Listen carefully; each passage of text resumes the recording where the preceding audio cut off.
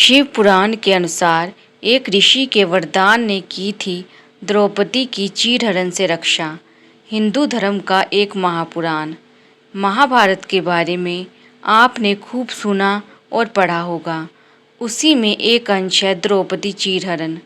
आपने द्रौपदी के चीरहरण के बारे में तो खूब सुना होगा कि श्री कृष्ण भगवान ने द्रौपदी की रक्षा की, लेकिन क्या आप इसके पीछे की सच्चाई जानते हैं कि आखिर क्यों श्री कृष्ण ने द्रौपदी की रक्षा की थी? ये चीरहरण तब हुआ था जब युधिष्ठिर जुए में अपनी पत्नी द्रौपदी को हार गए। तब द्रौपदी पर दुर्योधन का अधिकार हो गया था। द्रौपदी का अपमान करने के लिए दुर्योधन ने उसे कौरवों की सभा में बुलाया।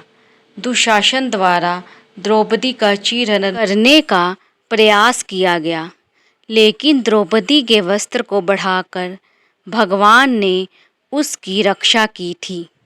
द्रौपदी को संकट के समय उसके अनंत कभी खत्म ना होने वाले हो जाने का वरदान ऋषि दुर्वासा ने दिया था। इसके पीछे एक कथा है जो शिव पुराण में बताई गई है। इसके अनुसार भगवान शिव के अवतार ऋषि दुर्वासा एक बार स्नान करने के लिए नदी के तट पर गए थे। नदी का बहाव बहुत तेज होने के कारण ऋषि दुर्वासा के कपड़े नदी में बह गए। ऋषि दुर्वासा से कुछ दूरी पर द्रौपदी भी स्नान कर रही थी। ऋषि दुर्वासा की मदद करने के लिए द्रौपदी ने अपनी वस्त्र में से एक टुकड़ा फाड़कर ऋषि को दे दिया था।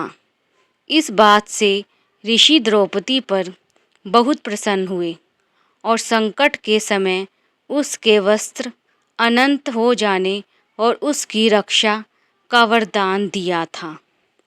इसी वरदान के कारण कौरव सभा में दुशासन द्वारा द्रौपदी की साड़ी खींचने पर वह बढ़ती ही गई और उसके सम्मान की रक्षा हुई थी, जिसमें श्री कृष्ण ने सहायता की थी।